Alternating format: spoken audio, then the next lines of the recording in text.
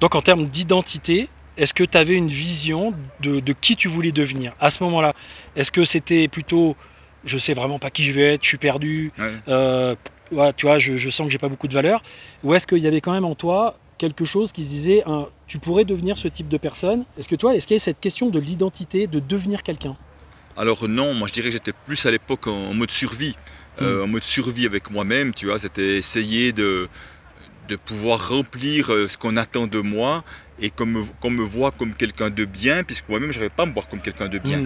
Donc si tu veux, si vraiment je peux voir toute mon enfance, mon adolescence, il y avait vraiment une absence de rêve qui était vraiment en lien avec une absence de croyance que je pouvais devenir quelqu'un, je dis de bien dans le sens, je parle de réussite professionnelle en l'occurrence. Ouais, d'accord. Il y avait vraiment, je partais vraiment de très bas à ce niveau-là. Donc j'étais vraiment en mode survie pendant longtemps. Il m'a fallu vraiment du temps pour commencer à voir que ce que j'amenais avait comme de la valeur, j'avais des clients qui étaient contents, des collègues aussi, enfin voilà, des employeurs aussi. Donc, mais si tu veux, ça restait encore et toujours des signes de l'extérieur qui sont toujours un piège. Tant que j'arrive pas à moi-même me voir de la valeur, je vais le chercher, voire le quémander à l'extérieur. Alors ça, c'est quelque chose qu'on retrouve souvent, cette idée on va dire, de s'orienter et d'avancer à tâtons en fonction de la référence extérieure. Oui. En se disant, tiens, est-ce que je suis validé, est-ce que je vais être validé, est-ce que je vais avoir de la reconnaissance, etc. Sans vraiment s'écouter profondément sur, finalement, vers quoi me pousse ma voix intérieure. Oui. Et est-ce que j'ai vraiment un endroit dans lequel je peux me réaliser? Est-ce qu'à un moment donné, il y a eu quelque chose qui t'a fait basculer? En fait, il y a eu la crise des subprimes en 2008 et début 2009, la banque a supprimé 5000 emplois et j'étais dans les tout premiers à avoir été licenciés. Et là, on m'a proposé de redevenir conseiller en placement financier. J'avais très bonne réputation. J'ai dit jamais de la vie. Je ne ferai plus que ce que j'aime maintenant. Et ça sera en dehors de la banque. Je vais juste écouter où sont les signes. Et les signaux étaient très clairs. C'est la relation à l'argent. J'étais appelé. Bonjour à toutes et à tous. Bonjour. J'espère que vous allez bien. Aujourd'hui, j'ai le plaisir d'avoir une conversation en mode interview avec Christian Junot. Christian Junot qui est spécialiste de la relation à l'argent et des changements, des transformations qui sont liées justement à ces difficultés qu'on peut parfois avoir avec l'argent et qui sont souvent liées à plein d'autres choses. Tu nous en diras un petit peu plus sur le sujet tout à l'heure. En attendant, si vous voulez bien, likez, mettez des commentaires si vous avez des questions et si vous voulez partager, c'est avec grand plaisir parce que ça permettra d'augmenter la visibilité de la vidéo et ça pourra peut-être permettre à des gens qui ont le type de problématique que Christian traite, de pouvoir justement avoir des informations très intéressantes parce que c'est toujours hyper intéressant d'écouter Christian sur ces sujets. Mais là aujourd'hui je vais l'interviewer davantage sur la façon dont il est arrivé à ce qu'il fait aujourd'hui. Aujourd'hui il a trouvé sa voie de réalisation professionnelle, mais ça ne s'est pas fait du premier coup comme pour beaucoup de personnes. Il y a eu des changements et des changements d'orientation, mais aussi du coup des changements d'identité. Et moi c'est ça qui m'intéresse dans le changement de voie pro. Voie, c'est vision, orientation, identité, évolution. Et ce qui m'intéresse, c'est d'interviewer des personnes qui ont eu un parcours et qui puissent dire, voilà, moi, comment ça s'est passé pour moi. Donc, j'aimerais que tu nous dises, Christian, déjà ce que tu fais aujourd'hui, et puis ensuite de revenir sur qu'est-ce que tu faisais avant, et puis, est-ce que tu as eu quelque chose de l'ordre des valeurs, de l'ordre de la vision, quelque chose qui à un moment donné t'est apparu, qui a fait que tu as changé ton orientation. Ok, mais déjà merci pour l'invitation. Écoute, donc moi je suis entré dans la banque un peu à reculons et puis j'ai fait le métier de conseiller en placement financier. C'est un métier qui me plaisait bien parce qu'il y avait de la relation avec les clients et puis que j'avais des clients, je dirais, suffisamment fortunés pour qu'on puisse passer du temps avec eux. Donc je me suis assez vite rendu compte, une chose importante pour moi, c'était justement de créer des relations de qualité, créer de la confiance. C'est quelque chose, j'avais une sorte de capacité assez innée à le faire. Ça j'aimais bien le côté finance à l'époque, un peu le côté, j'adorais jouer au Monopoly quand j'étais gamin, tu vois, il y avait ce côté là un peu, alors c'était pas avec mon argent certes, mais quand même. Et j'ai bien aimé ce métier pendant un certain nombre d'années, et en plus on travaillait à une super équipe ensemble, donc l'aspect coopération, solidarité, est quelque chose qui était important pour moi, même si j'étais pas capable de mettre ces mots là, mais ça me plaisait bien l'ambiance dans laquelle on faisait ça. Et alors justement, pour en arriver là, est-ce que déjà au préalable, tu avais fait des études? Est-ce que tu avais eu une vision de ton avenir qui est en lien avec ça? Ou est-ce que tu t'es retrouvé là par hasard? Comment ça s'est passé déjà? Alors oui, je peux dire que c'était vraiment par hasard, dans le sens que j'ai toujours fait des études par défaut. Autrement dit, chaque fois avec l'idée de je trouve que je n'ai pas assez de valeur pour faire un métier, donc je vais faire des études supplémentaires. Et puis après, c'est pour ça que j'ai fait des études où certains commençaient déjà à faire des métiers dans l'administration, bureau et autres. Et je dis non, mais moi, je ne suis encore pas assez bon, personne ne voudra de moi, donc j'ai fait l'université. J'ai fait économiste.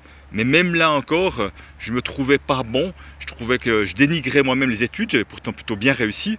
Et j'ai réussi à trouver un endroit, en l'occurrence la banque, mais c'est mon dernier choix, où j'ai réussi à faire des stages. J'ai réussi à faire plus de 2 ans de stage. Donc toi, pour te dire que j'ai toujours reculé ce moment où avoir un vrai métier, où on attend des vrais résultats de moi, parce que ça parlait d'une immense difficulté à me donner de la valeur.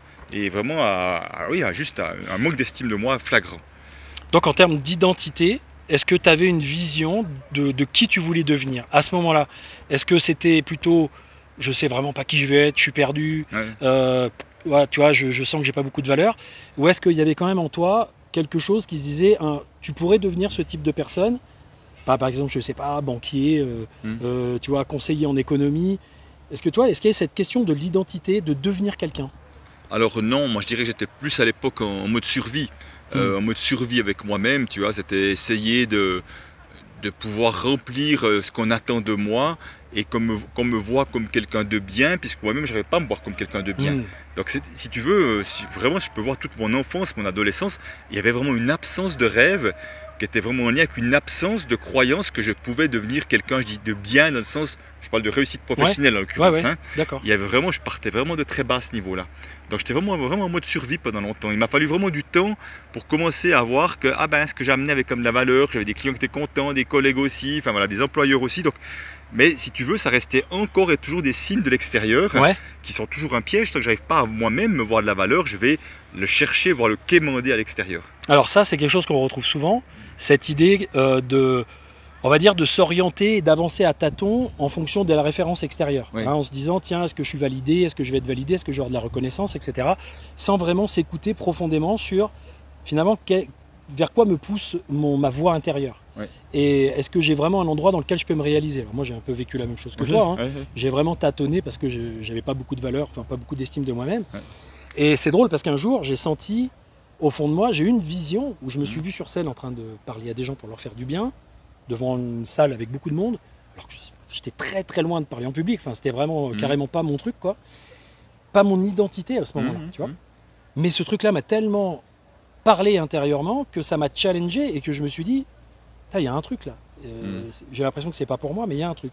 Et cette vision m'a guidé. Donc toi, qu'est-ce qui fait qu'à un moment donné, tu es sorti on va dire, tu sais, de tirer des bords, quoi. J'y vais, j'avance à tâtons et tout ça. Est-ce qu'à un moment donné, il y a eu quelque chose qui t'a fait basculer? Il y a quand même un premier flash, je dirais, mais je reviens en arrière, que j'étais stagiaire à la banque, j'allais dans toutes sortes de services, parce que je ne connaissais pas du tout le milieu de la banque, et que je suis arrivé dans le service du conseiller en placement. Je pense au bout d'une semaine, je dis, ça y est, c'est ça.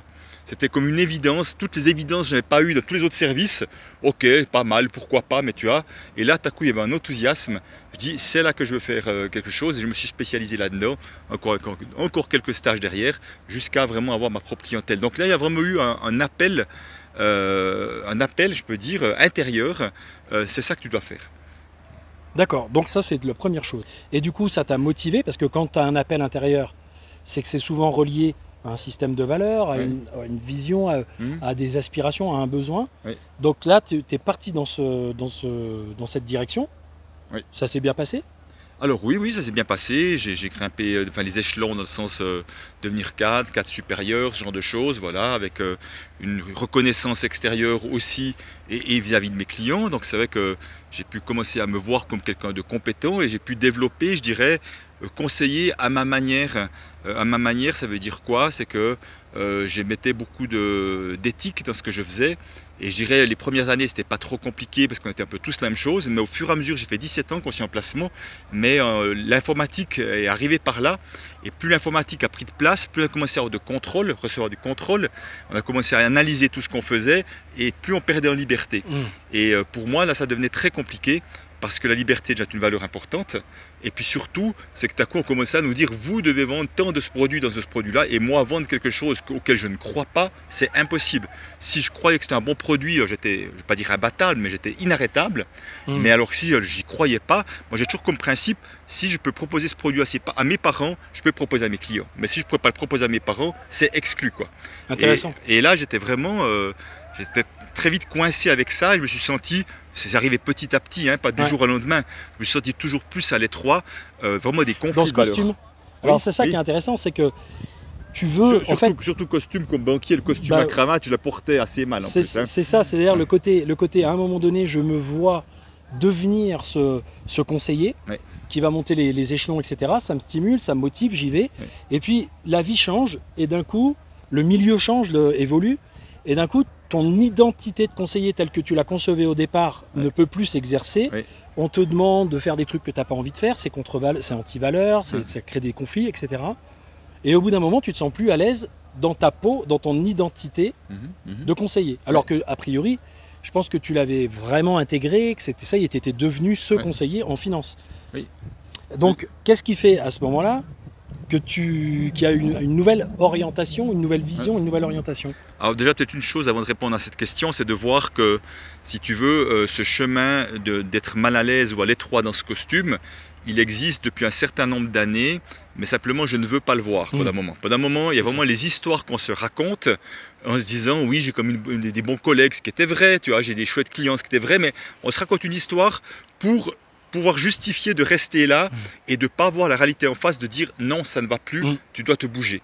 Alors j'ai bien eu deux petites tentatives quand même, j'ai voulu faire un putsch dans mon team, qu'on part tous ensemble, monter une boîte, tu vois, j'ai fait ça, voilà, comme ça. Donc là, il y avait comme des velléités d'autres choses en disant, c'est pas le métier qui est problématique, c'est les conditions dans lesquelles on exerce le métier. Ça c'est le cas de beaucoup de monde, hein, dans les écoles, dans les soins hospitaliers, dans beaucoup d'endroits, c'est ça.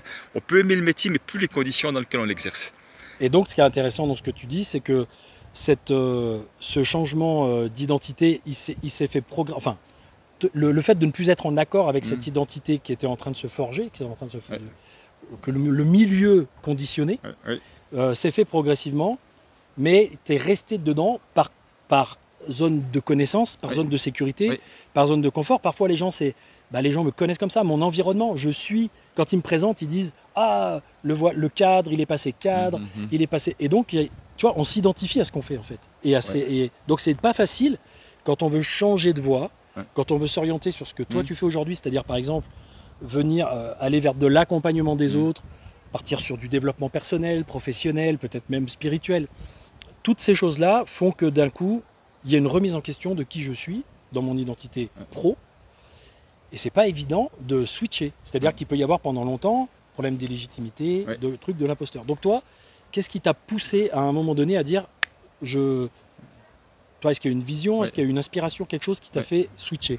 Oui, alors je vais répondre, mais juste avant autre chose aussi. À chaque fois, je reviens un petit peu en arrière. C'est bien, tu as raison. Oui, et c'est de voir aussi que dans l'entourage professionnel, déjà d'une part, j'étais plus du tout, moi j'avais plutôt honte de dire que j'étais banquier, parce qu'en plus en Suisse, les banquiers étaient assez mal vus et tout, donc je me sentais pas en appartenance avec cette corporation, si tu veux, et de moins en moins avec les valeurs, donc tu vois, il n'y a pas de fierté de dire que je travaillais dans la plus grande banque suisse, non, il y avait zéro fierté à un moment donné.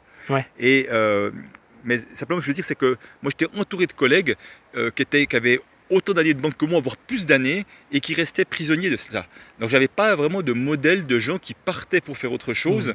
Donc c'est comme si ça renforce la croyance que on ne sait faire plus que ça. Plus on fait longtemps la même chose, plus on pense qu'on sait faire plus que ça, et on crée même cette propre prison à travers cette croyance. Alors ce qui s'est passé, c'est que moi, donc j'ai quitté ce métier de conseiller en placement en 2006, début 2007, mais depuis 1999, j'ai commencé à faire du développement personnel. Donc j'étais déjà un banquier très atypique, parce que j'en faisais quand même à coup, moins de 20-25 jours par année, donc c'était sur mes vacances, les week-ends, donc quand même beaucoup.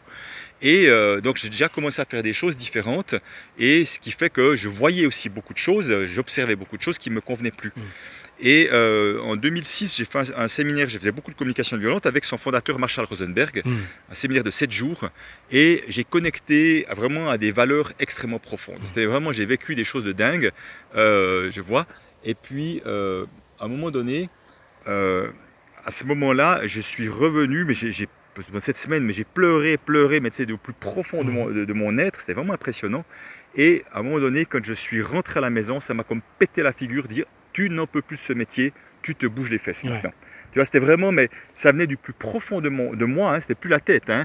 C'était vraiment, il y avait une sorte d'urgence, mais vraiment, que dit tu vas crever à petit feu si tu bouges pas. C'est ça. Ouais. Donc souvent, ça, quand ça vient de l'intérieur, c'est pas la tête qui résonne en rapport avec les autres, avec ce qui nous est dit, avec en regardant l'extérieur, qu'est-ce qui se passe dans la société, qu'est-ce que je pourrais faire comme job qui est à la mode. Quand ça vient, alors souvent on a besoin d'aller dans une crise profonde, souvent on attend que ça fasse mal pour changer, mais il y a quelque chose qui émerge du fond, et ça souvent, c'est la voie de la réalisation. On retrouve ce truc qui vient des tripes, qui n'est pas hyper clair, mais c'est comme une force qui dit, là, faut que tu fasses autre chose. Alors que tu ne sais même pas ce que tu vas faire. A priori, c'est l'aventure, c'est le risque, il n'y a rien de dessiné. Donc du coup, comment tu as trouvé cette voie et vraiment l'image qui m'est venue, parce qu'elle a parlé à beaucoup de monde, y compris de mes collègues à l'époque, c'est que pendant longtemps, tu soulèves la casserole et puis ça sent pas bon, tu vois. Et puis tu fais quoi? Toi, tu te raisonnes et tu remets la casserole et tu oublies que ça sent pas bon dans ta vie, dans ta situation. Et tu fais ça, mais comme je disais, en te raisonnant. Et ce jour-là, c'est vraiment, si j'ai pris la casserole, je l'ai posée à côté, si tu vois, je ne la repose plus, c'est vrai, ça pue, et je m'occupe de ça.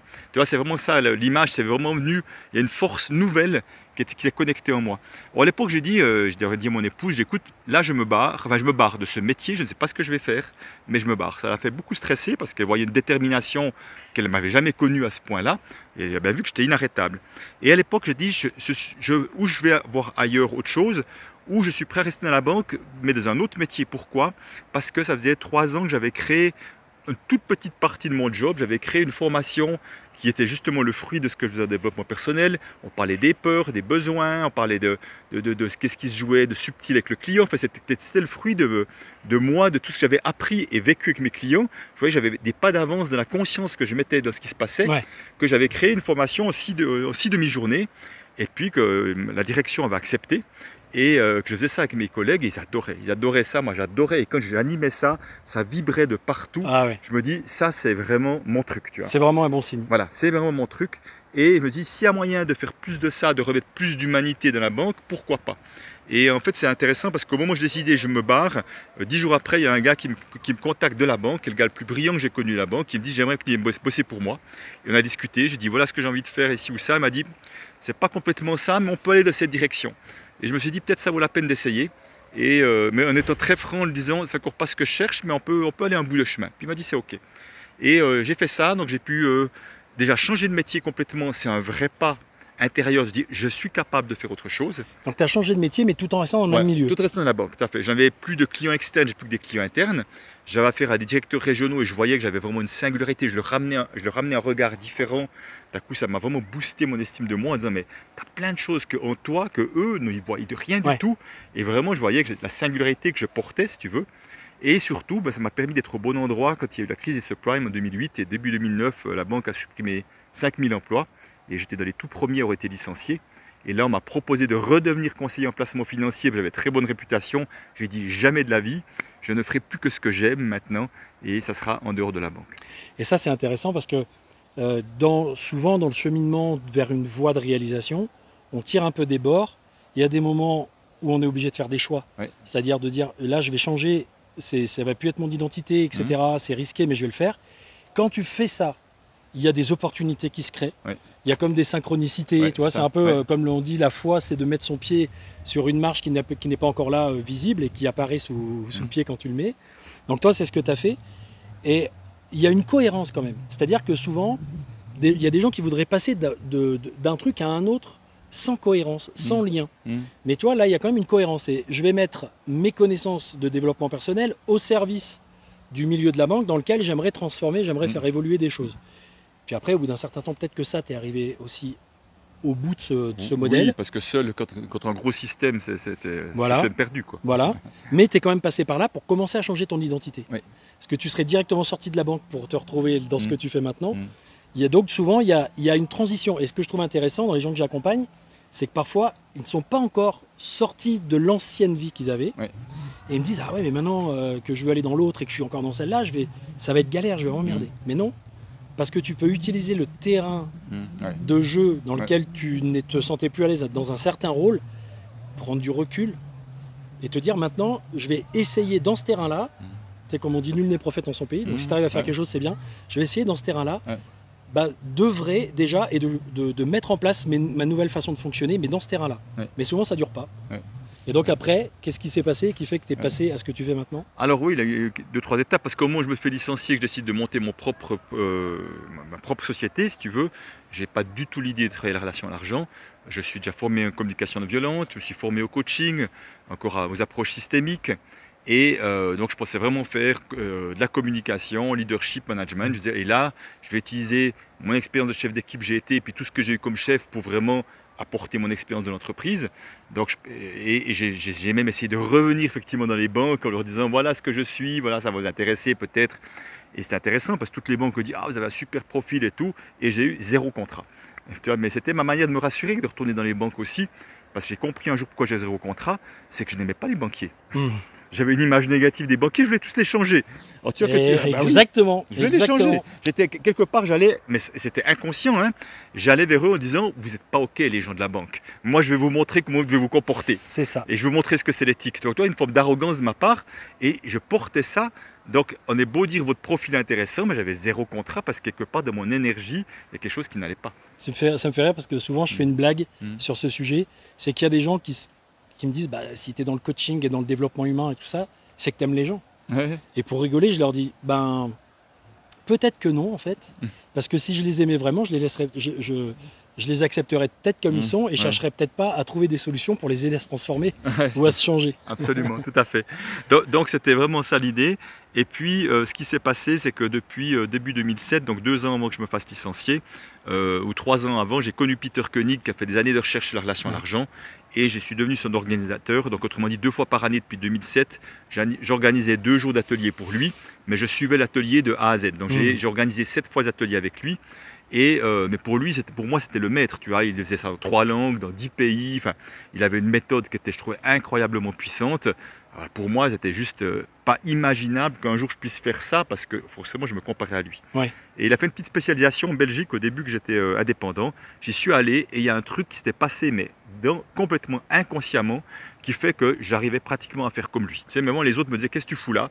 Tu fais ça comme lui? Je dis ben je le vois, je savais pas. Peter l'a vu aussi, puis il m'a dit c'est bon, tu peux faire ça à ma place. Donc tu vois, c'était pas du tout dans mon projet de faire la relation à l'argent. Et j'ai dit ben je vais ajouter ça à la panoplie de ce que je vais faire. Mais j'ai commencé timidement, et puis ça a très bien marché. Je me dis mais peut-être un coup de chance, et puis de fil en aiguille un peu plus, jusqu'au bout peut-être 4 ans ou 5 ans où c'est devenu plus que ça. Ben, je me suis rendu compte que le reste, je le faisais bien, mais que les autres le faisaient bien aussi, alors que là, il y avait une vraie singularité qui me rendait unique, je peux dire, dans le sens que je ne connaissais personne à part Peter qui faisait ça. Et donc, tu as déterminé, tu as trouvé une identité pro propre à toi-même, propre à tes talents. Tu as même des talents qui ont émergé pour que tu puisses le faire. Souvent, on a ça à l'intérieur qui se révèle. Et souvent, ça peut aussi passer par un mentoring, c'est-à-dire il peut y avoir quelqu'un qui nous inspire, mais si on voulait faire à tout prix exactement comme lui, ce serait plus un mentor, mais ce serait un menteur. Un menteur dans le sens où on se mentirait à nous-mêmes parce qu'on voudrait à tout prix ressembler à la personne. Mais des fois, les mentors, moi c'est un peu comme ça s'est passé par exemple avec Paul Pironnet. Je l'ai vu faire, ça m'inspirait, etc. Et au bout d'un moment, je me suis dit, bah, moi aussi je peux faire ça, ou je peux le faire à ma façon, je ne suis pas obligé de le faire comme lui exactement, etc. Et j'ai trouvé une voie. Et puis au bout d'un moment, bah, voilà, ça devient quelqu'un que tu apprécies, etc. Mais c'est plus le rôle. Tu vois, on n'est plus sur un rôle de mentoring. Donc toi, tu as trouvé ta voie, tu as trouvé une nouvelle identité qui a été propre à toi. Tu t'es focusé sur un sujet très précis, alors que tu savais faire plein de trucs avec tout ce que tu avais appris finalement. CNV, coaching et tout. Et aujourd'hui, bah, tu es devenu une référence francophone, en tout cas, en la matière. Je dirais là où ça a bougé, si tu veux, c'est quand j'ai arrêté de faire du Peter Koenig, tu vois, comme tu parlais de Polo, tu vois. C'est qu'à un moment donné, je me souviens d'un atelier, un gars que j'appréciais, que je connaissais déjà, il m'a dit « C'est bon Christian, tu peux lâcher Peter, tu peux faire du Christian Junod ». Et c'est comme, ça m'avait un peu interpellé, comme une autorisation. Et je me dis « Mais c'est vrai que je peux y ajouter ma couleur ». Plutôt que faire une forme de copier-coller que je faisais, mais c'était aussi ma manière de vouloir tellement honorer ce que j'avais reçu de sa part et de vouloir vraiment être dans la loyauté à ce qu'il Bah, amenait. Et tout à coup, et c'était pas sa demande en plus, hein, c'était pas du tout sa demande, hein, c'était vraiment de moi à moi que j'ai commencé à intégrer le systémique. pour pas être dans une forme d'ingratitude peut-être. Voilà, Ouais. ouais, j'ai commencé à intégrer d'autres choses, ce qui fait que Peter a d'ailleurs dit à l'une occasion que l'élève a dépassé le maître, parlant de moi. Faut savoir tuer le père. Voilà. Ouais, Paul ouais. dit souvent que l'élève a dépassé le maître. Oui. Évidemment, je lui dis non, Non, bien sûr, avec beaucoup d'humilité. Je lui dis Ouais. non, Polo. Voilà. Mais c'est vrai que non, je plaisante bien sûr. Ouais. Non, mais c'est vrai que parfois c'est un peu cette idée freudienne de Ouais. dire tuer le père, ça veut pas dire que la personne n'existe plus, mais ça veut dire je prends mon autonomie, je Ouais. deviens moi, Ouais. avec mes propres ressources, avec ma propre identité, avec mon propre système de référence interne. Ouais. Et maintenant, je fais les choses à ma façon, à ma sauce. Voilà, tout à fait, c'était vraiment ça. Alors, l'histoire d'être meilleur, enfin de dépasser le maître, ça je m'en fous, parce que quelque part, il n'y a pas de classement, mais c'était juste une manière de sa part de dire à quel point il voyait que j'avais grandi, que j'amenais des choses que lui ne faisait peut-être pas, et surtout j'amenais beaucoup de visibilité à ce qu'il faisait, que lui était très peu visible en fait. Donc j'ai vraiment déployé vraiment ma manière de faire, et c'est comme ça que les choses se sont accélérées, et que j'ai commencé à avoir plus grand. Mais si tu veux, pendant ces 3-4 premières années, j'avais pas tellement de vision, j'étais aussi encore un peu en mode survie, c'est que je prends du business là où il vient, sans trop me poser de questions. Ouais. Et il y a un moment donné, je dis non, maintenant, je vais juste écouter où sont les signes, et les signaux étaient très clairs, c'est la relation à l'argent, j'étais appelé. Voilà, c'est ça. Et c'est là que j'ai mis les autres choses de côté, en disant je me focalise là-dessus, et j'arrête d'être un peu dispersé, même en termes de visibilité, Ouais. tu vois. Je vais me focaliser là-dessus. Et là, ça a bougé, et là, j'ai commencé à avoir une vision que je n'avais pas avant. Parce que je me rendais compte que le message que j'avais sur la relation à l'argent était finalement peu connu, était très utile, et qu'il y avait un vrai cadeau derrière, c'est les enseignements que j'ai reçus de Peter et des processus de transformation qu'il a développés. Donc j'ai dit, mais là, il y a quelque chose qui fait que maintenant, je dois permettre une transformation maximale. Donc à un moment, je me suis dit, ta vision, c'est en francophonie, de permettre à ce qu'il y ait une véritable basculement de la relation à l'argent. Une véritable bascule. Et donc l'idée de la contribution, c'est-à-dire Voilà. j'ai fini moi Ouais. de travailler sur ma formation, Ouais. sur ma structure, sur mon identité, Ouais. sur mon estime, et maintenant je me sens porté par l'envie de la mission, c'est-à-dire Ouais. je me missionne Ouais. pour contribuer à un changement sociétal ou un changement en Ouais. tout cas plus grand, et donc avec une orientation très précise qui fait que je pense, enfin je vais te poser la question, mais moi au départ j'étais très généraliste parce que Ouais. je me disais si je me cantonne sur un truc, alors que je sais faire plein de trucs, Ouais. je vais rater plein de clients. Ouais. Et du coup, bah non, en fait, ce qui se passe, c'est que au début, ça fait un petit effet entonnoir. Mhm. Tu réduis ton champ, mais les gens te repèrent et progressivement, ils disent lui, c'est ça. Oui, Donc tout à toi, fait. c'est la relation. Oui. Transformer Oui. sa relation à l'argent Oui. pour se libérer des limitations, en fait, en gros, hein, Oui. c'est ça, se limiter des peurs et des limitations. Bah aujourd'hui, tu es essentiellement là-dedans et tu as une belle grande mission à accomplir encore dans ce domaine. Oui, parce que déjà, le potentiel, il est gigantesque, si tu veux. Mais à un moment donné, c'était aussi, encore une fois, je voyais un peu petit. Je refaisais des 2 jours comme Peter Koenig. Je suis vraiment devenu créateur. J'ai commencé à créer de nouveaux parcours, de nouvelles manières de faire. Vraiment de juste dire comment tu as envie de faire ça. Et vraiment de cette vision que j'avais d'être vraiment un élément important de cette bascule en francophonie. À un moment, je dis, ok, il faut écrire un bouquin. Il n'y a pas de bon livre là-dessus. Donc le premier bouquin que tu as écrit là-dessus, Ce que l'argent dit de vous. Ce qu'il l'argent dit de vous, donc si vous Voilà. voulez trouver le premier Ouais, livre, parce que tu en voilà. as d'autres, Oui, tu as fait un best-seller qui marche très très bien. Peter en avait écrit un, mais qui n'était pas bon pour moi, qui n'était pas clair. Donc j'ai dit, je vais créer le mien. Et après, à un moment donné, je me suis dit, il faut commencer à faire des formations sur Internet pour toucher plus de monde. Donc ça a permis encore d'accélérer cette transformation. Mais après, c'est encore pas suffisant parce que la francophonie est grande. Je dis, il faut que moi-même, je forme des gens à devenir spécialisés dans la relation à l'argent. donc après le côté j'ai trouvé en moi, Ouais. j'ai transformé ce qu'il faut, j'ai trouvé en moi l'axe de Ouais. développement et d'évolution. Pour évoluer, il faut se développer par les réseaux aussi, Ouais. par Internet, et là, utiliser des stratégies. Donc Ouais. tu es aussi dans le cercle d'excellence de Martin Oui, Latulippe, tout à fait. qui lui est plutôt spécialisé sur des formations pour aider les personnes à se développer via le web, donc par de la vidéo, par tout un tas de systèmes qui peuvent être mis en place pour se développer. Donc ça, c'est aussi, il suffit pas de trouver sa voie, sa mission et de se dire ça y est maintenant, tout va arriver, tout va venir à moi, l'argent c'est pas grave. Ah, non, parce que finalement, il y a un moment donné où ça peut se tarir si tu n'utilises pas les bonnes stratégies pour te développer. Alors oui, ça peut se tarir, ou alors on va effectivement, je ne sais pas si ça se dit en français, pécloter, rester vraiment à un niveau stagnant, un petit peu, en quelque sorte. Mais si tu veux, il y a un moment donné où, pendant longtemps, j'étais tourné sur moi et à un moment donné, ma mission était plus grande que moi. Ouais. Tu vois, et c'est vraiment ça, qu'à un moment donné, je suis un être humain au service de cette mission et je cherche les meilleures choses à faire parce que tant que c'était que moi qui faisais, j'étais encore dans une zone de confort. Mais dès moi, je commence à former des personnes, ça veut dire que quelque part, j'attends d'eux qu'ils aillent faire leur mission et qui va nourrir la mienne en quelque sorte. Donc, quelque part, je joue dans une autre cour.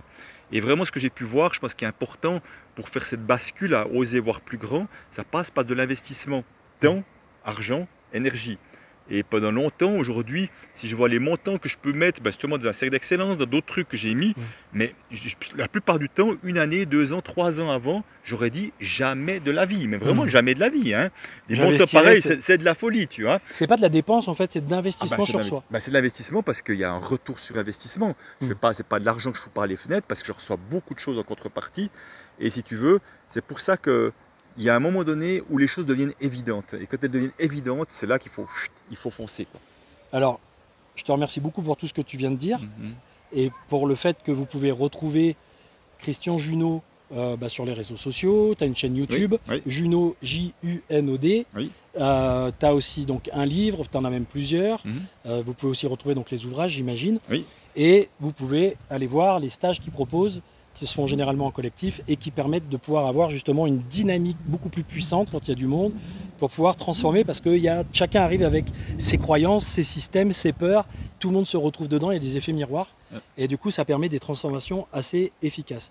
Et moi pour terminer cette interview, je te remercie de ce que tu as dit sur la fin parce que ça a pris un certain temps cette transformation et ce changement identitaire. Et en fait l'idée c'est qu'on peut gagner du temps. Moi aussi, ça m'a pris beaucoup de temps pour le faire parce que j'ai avancé un peu en autodidacte, en mode j'avance comme ça.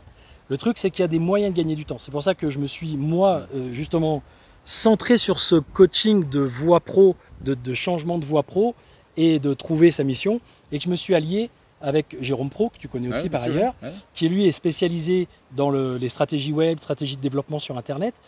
Et qui fait qu'on a allié nos deux compétences pour pouvoir avoir ces fameuses transformations, aller chercher cette fameuse vision inspirée, motivante, cette fameuse évidence intérieure, créer le lien et la cohérence avec ce que tu as vécu avant et qui tu veux devenir pour que tu aies l'impression que tu dises « Waouh, mais en fait c'est exactement ça, pour ça que je suis fait ». Et après, avoir la possibilité de se développer sur les réseaux sociaux, mais de faire ça en un temps accéléré, en sachant qu'il faut toujours un temps d'intégration, de transformation, c'est pas magique. Mais ça peut prendre peut-être plusieurs semaines, parfois plusieurs mois pour certaines personnes, mais ça évite d'y passer des années. Voilà, et donc c'est pour ça que j'étais intéressé de t'interviewer. C'est pour montrer qu'il y a des personnes qui vivent ces transformations, qui arrivent à trouver leur voie, qui s'épanouissent, qui contribuent à améliorer les choses. Et si vous faites partie de ces personnes, c'est aussi possible pour vous. Et si vous sentez que ça bloque, que c'est challengeant, il y a possibilité de vous faire accompagner, d'investir sur vous justement pour vous faire accompagner. Oui, puis je crois vraiment que quand on est motivé, engagé, les synchronicités font qu'on trouvera les bonnes personnes sur son chemin. Moi, j'ai une succession de personnes que je trouve sur mon chemin de manière improbable. Et vraiment, c'est là que la vie est magique, je trouve. Et sur cette bonne parole de la forêt magique, de la forêt et de la vie est magique, merci Christian à toi. Merci Guillaume. Pour ta grande simplicité, et alors que franchement c'est un grand sage. Voilà, mais ça va être très simple, etc. Donc j'adore ton énergie. Merci beaucoup. Merci à vous. Partagez si vous avez envie de faire connaître un petit peu cette vidéo à des gens que ça pourrait intéresser. On vous embrasse et on vous dit à très bientôt pour une prochaine interview.